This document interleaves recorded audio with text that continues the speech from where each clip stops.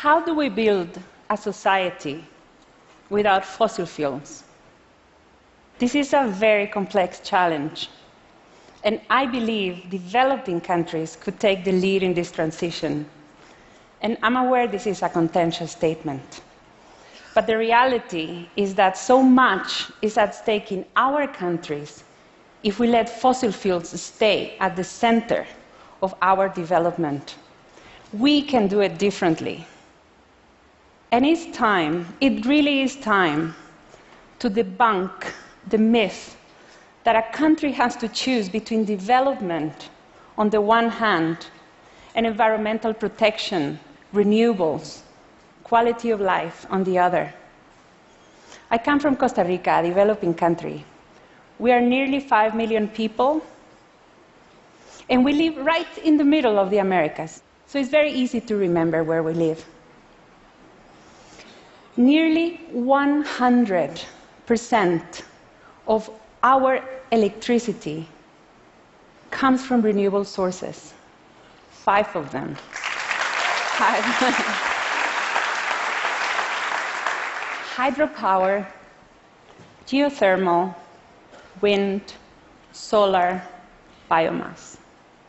Did you know that last year, for 299 days, we did not use any fossil fuels in order to generate all our electricity? It's a fantastic achievement. And yet, it hides a paradox, which is that nearly 70% of all our energy consumption is oil. Why? Because of our transportation system, which is totally dependent on fossil fuels, like it is in most countries. So if we think of the energy transition as a marathon, the question is, how do we get to the finishing line? How do we decarbonize the rest of the economy? And it's fair to say that if we don't succeed, it's difficult to see who will. So that is why I want to talk to you about Costa Rica. Because I believe we are a great candidate in pioneering a vision for development without fossil fuels. If you know one thing about our country, is that we don't have an army. So I'm going to take you back to 1948. That year, the country was coming out of civil war. Thousands of Costa Ricans had died, and families were bitterly split. And yet, a surprising idea won the hearts and minds. We would reboot the country, and that second republic would have no army. So we abolished it. And the president at the time, José Chigueres, found a powerful way by smashing the walls of an army base. The following year, 1949, we made that decision permanent in the new constitution. And that is why I can tell you that story nearly 70 years later. And I'm grateful. I'm grateful they made that decision before I was born, because it allowed me and millions of others to live in a very stable country. And you might be thinking that it was good luck, but it wasn't. There was a pattern of deliberate choices. In the 40s, Costa Ricans were given free education and free healthcare. We call that social guarantees.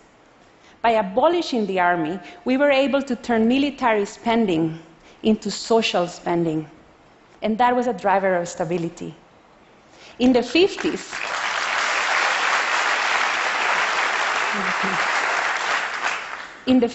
we started investing in hydropower, and that kept us away from the trap of using fossil fuels for electricity generation, which is what the world is struggling with today.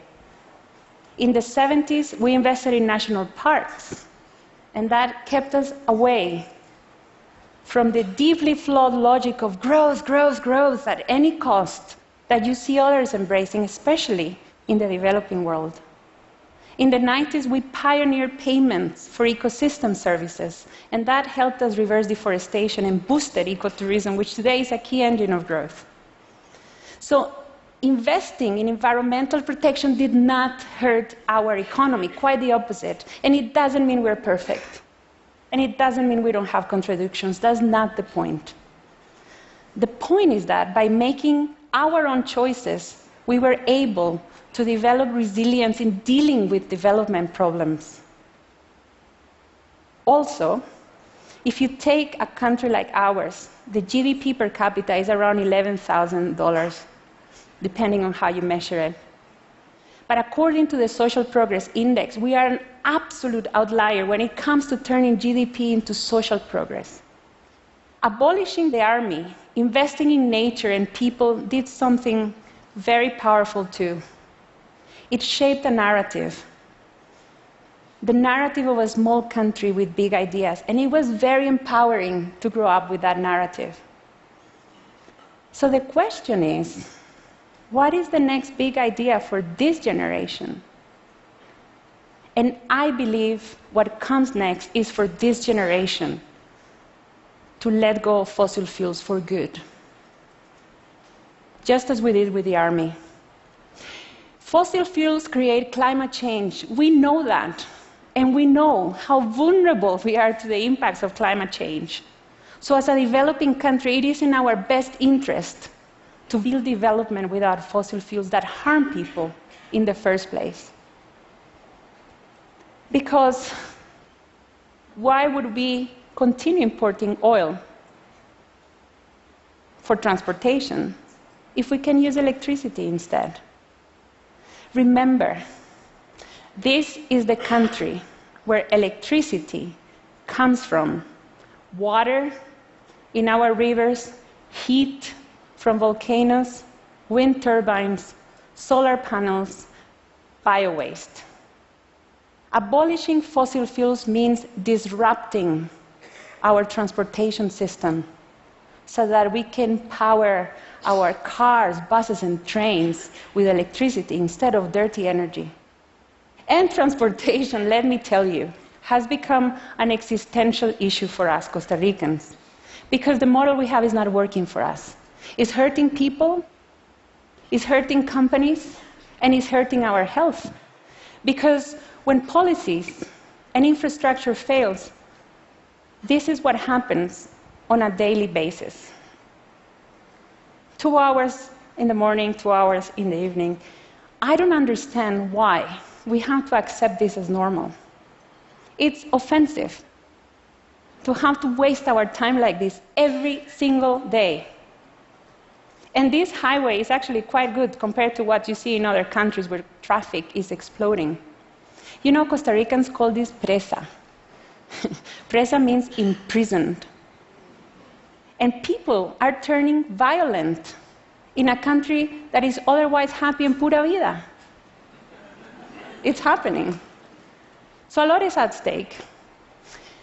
The good news is that when we talk about clean transportation and different mobility, we're not talking about some distant utopia out there. We're talking about electric mobility that is happening today. By 2022, electric cars and conventional cars are expected to cost the same. And cities are already trying electric buses. And these really cool creatures are saving money. And they reduce pollution. So if we want to get rid of oil-based transportation, we can, because we have options now that we didn't have before. It's really exciting. But of course, some get very uncomfortable with this idea. And they will come and they will tell you that the world is stuck with oil, and so is Costa Rica, so get real. That's what they tell you. And you know what the answer to that argument is? That in 1948, we didn't say the world is stuck with armies, so let's keep our army too. No, we made a very brave choice. And that choice made the whole difference. So it's time for this generation to be brave again and abolish fossil fuels for good. And I'll give you 3 reasons why we have to do this. First, our model of transportation and urbanization is broken. So this is the best moment to redefine our urban and mobility future. We don't want cities that are built for cars. We want cities for people, where we can walk and we can use bikes. And we want public transportation, lots of it. Public transportation that is clean and dignifying.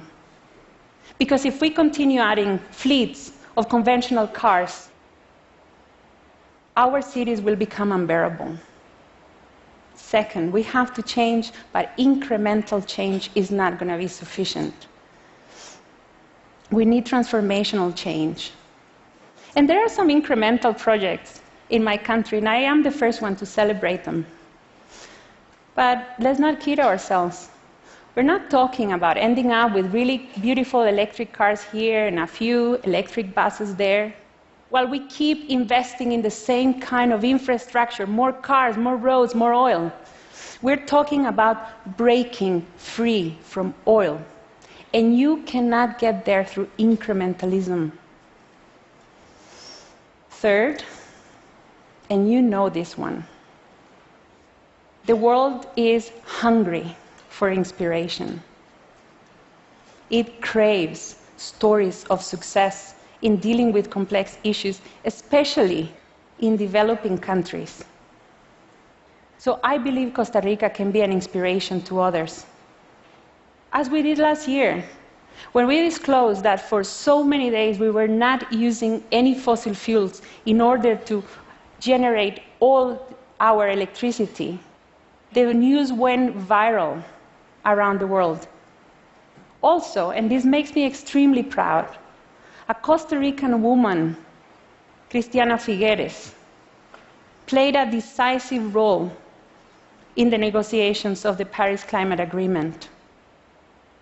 So we have to protect that legacy and be an example. So what comes next? The people.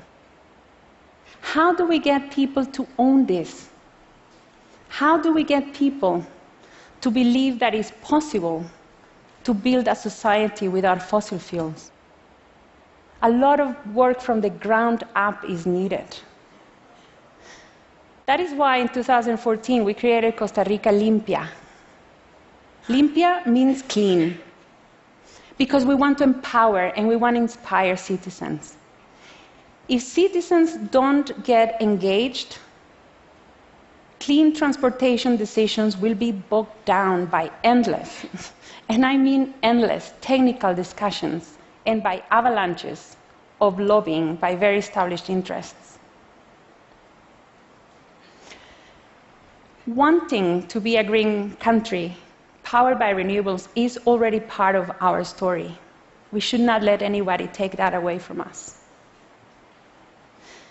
Last year, we brought people from our 7 provinces to talk about climate change in terms that matter to them. And we also brought, this year, another group of Costa Ricans to talk about renewable energy. And you know what? These people disagree on almost everything, except on renewable energy and clean transportation and clean air. It brings people together. And their key to real participation is to help people not to feel small. People feel powerless, and they are tired of not being heard. So what we do is concrete things, and we translate technical issues into citizen language to show that citizens have a role to play and can play it together. For the first time, we're tracking the promises that were made on clean transportation, and politicos know that they have to deliver it, but the tipping point will come when we form coalitions.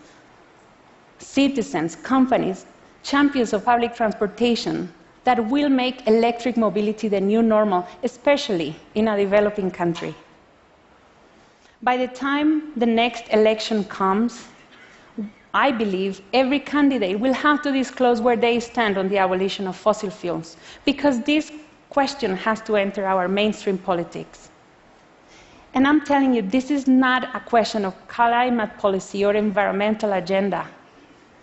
It's about the country that we want, and the cities that we have, and the cities that we want, and who makes that choice.